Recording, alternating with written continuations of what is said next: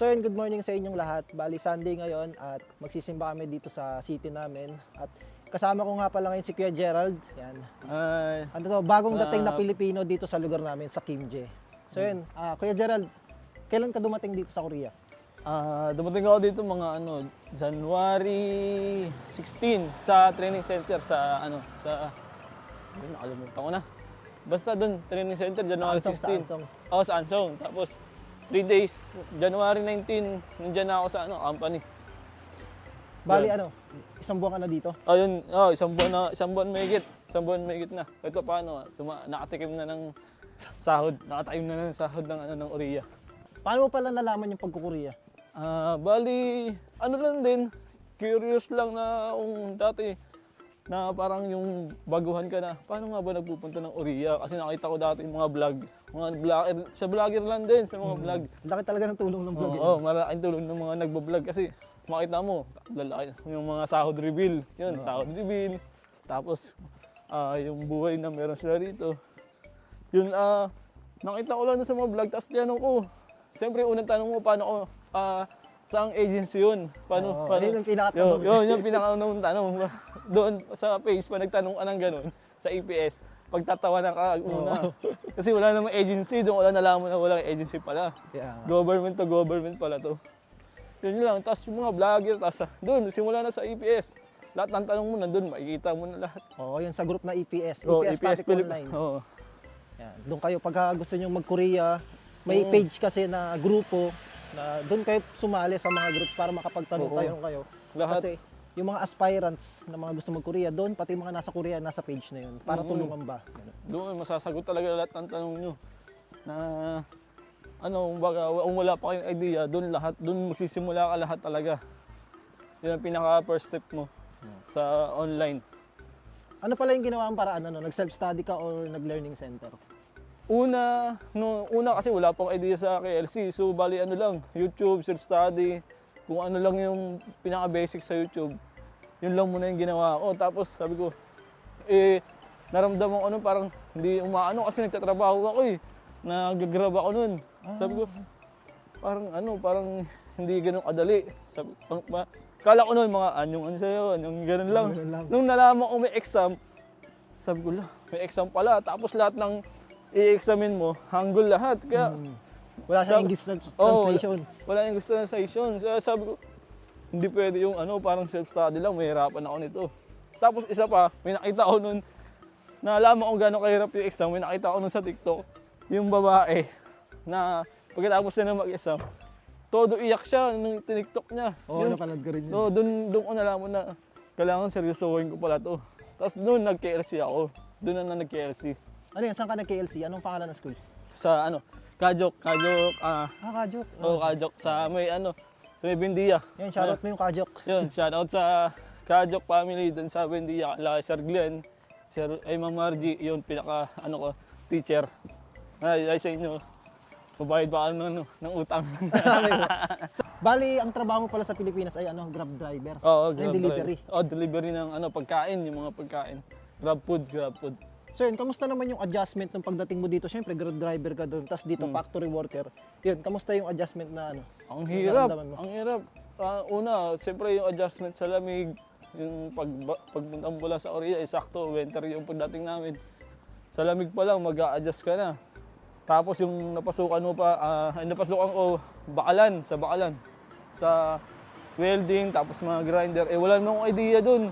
Halos lahat ng ginagawa ko ngayon dito, wala talaga ako naranasan sa Pilipinas. Bali, wala kang experience? Wala experience. Nakikita ko lang yun. Ganyan pala ginagawa. Pero nung ikaw mismo yung gagawa, ang hirap.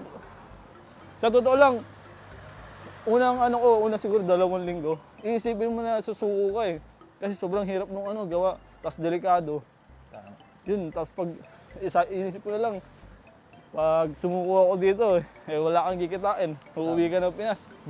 Wala ka, ngangakarin doon. Kaya nilaba ko na lang. Bali sa Pilipinas, Grab driver ka lang talaga, tapos wala kang ibang experience. Hindi mo alam yung trabaho dito. Wala.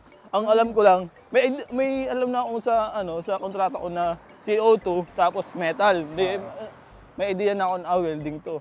Yun ang hindi ko lang na expect kung gaano kadelikado yung hahawakan ng mga mga tools.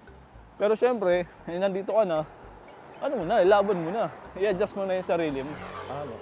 So yun nga, kasi dito nga sa Korea, hindi mo kailangan ng experience. Mm. Kasi pag napasa mo yung exam at na-select ka na employer, bahala na kung saang company ka, saang industry ka mapunta. Kahit wala ka experience sa ginagawa na yun, pag na-hire ka ng company na yun, at yun yung trabaho, ayun yung magiging trabaho mo dito. Oo, tama. So, ano yung ina-expect mo na hindi mo na-expect dito sa Korea? Siyempre, may expectation tayo, ay, ganito sa Korea, ganun. Hindi kasi ako madalas sa laging expect, inaano ko talaga yung hirap. Yung hirap talaga yung ini-expect ko. Kaya pag nagpunta ka dito sa Korea, ganun na lang, isipin mo na lang na mahirap talaga. Wala naman kasi trabaho na madali. Pero syempre, akala ko noon wala mga Pilipino na sa makakasama. Kasi nga, nung nag-post ako noon sa page, wala sumasagot. Kaya akala ko, baka walang Pilipino, may hirapan ako nito. Yun pala, dahil mga Pilipino rin pala. Yun sa Mga lugar bait na namin. community. Hindi kami parehas ng company, pero sa lugar namin magkakasama kami ni Kuya Gerald. So yun, talaga dito sa Korea, lalo pag mag-abroad kayo, yung expectation kasi iniisip natin, ay madali lang doon. Pero pagdating nyo dito, talaga, trabaho talaga. Oo, kaya. Yung sahod talaga kikita kayo ng malaki, pero yung trabaho talaga. Tama. So, tulad sa trabaho ni Kuya, Basta sipagan mo lang talaga magtrabaho, kikita ka talaga ng malaki dito. At saka kung mabait yung mga kasama mo, mga sadyang, mga Koreano. Yun nga lang talaga, isa sa pinaka nahihirapan ako ngayon, yung language barrier, yung pagko-communicate. Kasi ito, sasabihin ko, pag once na nakapasa kayo, wag kayong maging komportable na nakapasa na kayo. Mag-aaral pa kayo na mag-aaral. Kasi ang pinaka-the best talaga ay yung may makakausap kayo ng mga Koreano dyan sa Pinas. Kasi yun talaga yung pinaka-daily na conversation nyo dito. Yun ang ipanlalaban nyo bukod sa lakas ng katawan. Hindi pwede na maipasa mo lang yung exam. Okay na. Maganda mag-aral pa rin kayo talaga. So kami nandito na kami sa Korea, nag-aaral pa rin kami. Kasi ina-adapt pa rin namin yung pakikipag-usap, conversation. Kasi yung exam, para lang yan mapasa at makapunta ka dito sa Korea. Siyempre pag nakapasa mo na yung exam, kailangan nag-aaral ka pa rin. Yes. Kasi pagdating mo dito, ang hirap, para kang baby, parang hindi ka marunong magsalita, lagi kang nagiging pipe. Parang ako, pag may tinatanong yung mga Koreano, pag nagpapaliwanag, gusto nila, ganun lang. Eh, siyempre, meron iba, buti kahit pa paano yung mga Koreano na kasama ko, mababait pa, marunong sila, naiintindihan nila na Baguhan ka. baguhan na, tsaka hindi ako ganun ka runong na sa Hangul. Eh, una pa lang, sinabi ko na talaga yun sa sadyang namin na hindi, sa Hangul, konti lang talaga yung nabaon ko talaga. Yun ang naging mali ko. Yun lang, sana, pag sa mga makakapasa at makapunta pa rito, yun talaga, once na makapasa kayo, pag-aralan nyo pa lalo yung mga conversation. Kasi iba yung conversation na nasa libro at iba rin yung conversation na daily life dito sa Wala na dito. Mm. Omitted na yung salita. Yung salita nila, syempre wala na doon sa libro. Wala na yung mga emida, yo. Nawala na yun. Parang formal yun. Pero sa atin, dapat tayo gamitin. Tayo dapat talaga lagi tayo may ganun. Pero pag nakasanayan mo kasi yung, ito dapat sasabihin. Pero iba yung sinasabi nila. Kumbaga, tanggal na yung mga dulo-dulo. Parang ano lang. Iba na sa kanila. Kasi hindi ka naman nila hindi ka nila ipi-place na meron naman iba mga Koreano na magalang talaga. Magalang. Meron talaga mga ganun. Pero syempre yung iba, maintindihan mo na ganun yung daily life nila. Kaya ikaw talaga yung mag-a-adjust. Tayo mag-a-adjust pag nandito na tayo. Hindi sila mag-a-adjust sa atin, ha? Oo, Hindi tama. 'di ba? Kaya nga tayo nag-aaral ng Korean language para maintindihan natin sila kasi pag nagtatrabaho tayo dito, Korean language nila tayo kakausapin. So, expected na mga Korean, nag-aaral tayo ng Korean language sa Pilipinas. Pagdating dito ay may alam tayo sa Korean language. Kasi nga sila puro Korean talaga sinasabi nila. Hindi sila nag-i-English, hindi sila mag-a-adjust sa atin, 'di ba? Kasi sa atin sa Pilipinas, pag may nakita tayong foreigner, tayo nag-i-English tayo. Ba hindi natin sila kinakausap ng Tagalog, pero dito iba. Korean, hindi ka nila sasabihin nila, ba't di mo sasabihin pa nila, ba't di mo naintindihan? Kala ko ba nag-aaral ka sa Pinas? Parang gano'n. Magiging, parang sa sarili mo. Kaya yun yung naramdaman siguro ni Kuya Gerald na dapat pala mas nag-aaral pa siya sa pag-communicate. Kasi hindi sila mag-a-adjust dito. Hindi sila magpi-please na mag-English. Pero yun lang, may mga iba talaga ng mga Korean na mababait na naiintindihan ka na yun kasi bago ka pa lang, ina-adapt mo pa yung culture nila, yung salita. So yun, swerte pag ganun yung nakasama nyo. Pero pag may nakasama ko yung Korean na mga O, may mga sungay. Pali-pali. Sabihin sa Mga inyo, ganun, mga pali-pali na. Sasabihin talaga sa inyo, bobo ba kayo? May Oo. ganun, may ganun Oo. talaga. May Mamumura literal kayo. na- Kaya mas maganda, wag mo nang wag mo nang pag-aralin kung pag-aralin kung ano yung mga bad words nila para unless Hindi mo masabi.